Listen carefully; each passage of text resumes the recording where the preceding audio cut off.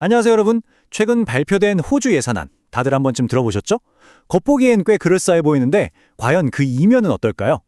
저희가 입수한 아주 날카롭고 흥미로운 재무 분석 자료를 바탕으로 오늘 이 예산안의 진짜 재정적 영향을 하나하나 객관적으로 파헤쳐 보려고 합니다. 자, 바로 시작해 볼까요? 오늘 다룰 핵심 내용은 이렇습니다. 첫 번째, 표면적인 수혜자들. 두 번째, 자본이득세 변경. 세 번째, 네거티브 기어링의 종말.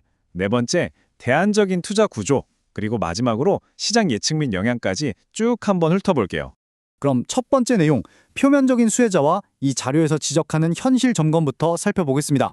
최근 뉴스 헤드라인 보셨을 거예요. 무려 1,330만 명의 근로자에게 250달러의 세금 감면 혜택을 준다는 소식 말이죠.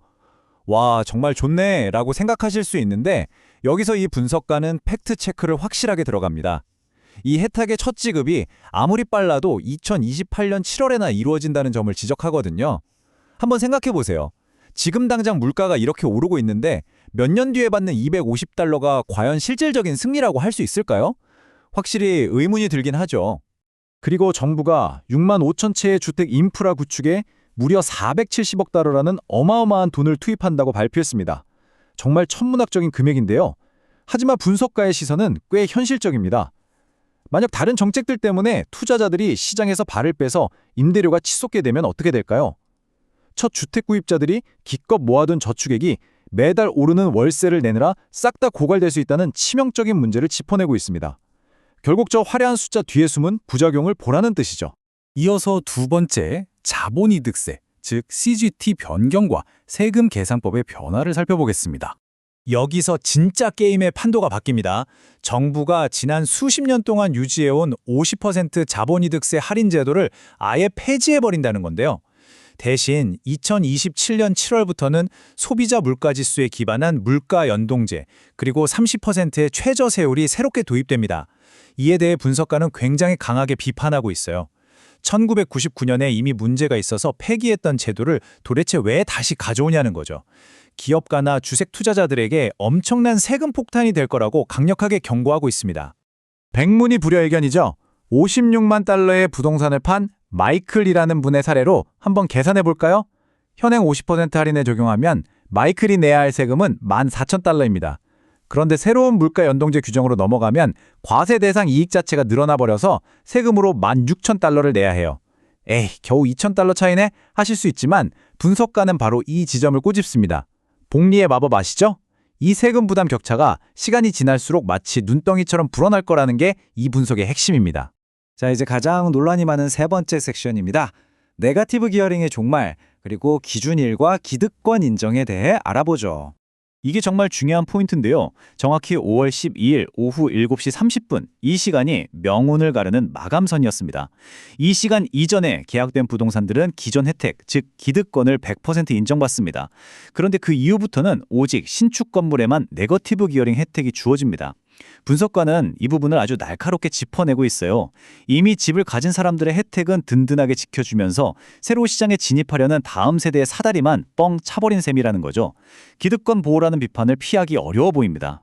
그럼 당장 마이너스 현금 흐름이 생기면 어떻게 처리될까요?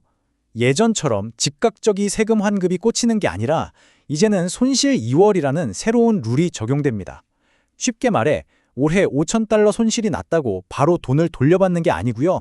이 손실을 잘 킵해뒀다가 내년에 5,000달러 수익이 났을 때 거기서 퉁치는, 즉 상계 처리하는 방식입니다. 분석가는 당장의 현금 흐름이 꽉 막히게 되는 이 변화가 여유 자금이 부족한 초보 투자자들에게는 정말 치명타가 될 수 있다고 경고하고 있습니다. 이어서 네 번째로 대안적인 투자 구조, 막힌 길 대신 새로운 활로를 찾는 방법을 살펴볼게요. 개인 자격으로 투자하는 게 이렇게 불리해지다 보니까 똑똑한 사람들은 이미 우회로를 찾고 있습니다. 이 분석 자료에서는 버킷 컴퍼니, 신탁구조, 그리고 특히 자기관리 퇴직연금이라고 불리는 SMSF 같은 대체 구조들을 적극적으로 활용하라고 조언하는데요. 참 재밌게도 이번 예산안에서 이 SMSF에 대한 규제 변경은 쏙 빠졌거든요.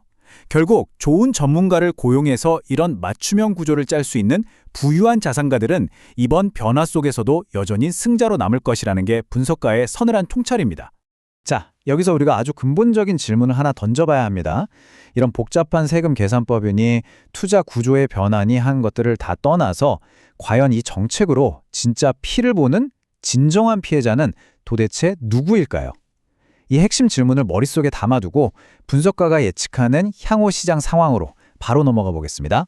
마지막 5번째, 시장 예측 및 영향, 수요, 공급, 그리고 임대료의 역학관계입니다. 정부가 신축 건물에만 세제 혜택의 단근을 남겨뒀잖아요. 분석가는 이게 시장을 어떻게 왜곡할지 지적합니다. 혜택이 쏠리니까 개발자들이 배짱을 부리며 인위적으로 분양가를 훅 올려버릴 수 있다는 거죠. 게다가 신축 주택을 샀다가 나중에 되팔 때는 다음 구매자가 그 혜택을 못 받으니까 마치 새 차 샀다가 중고차로 팔 때처럼 가치가 뚝 떨어질 위험이 큽니다.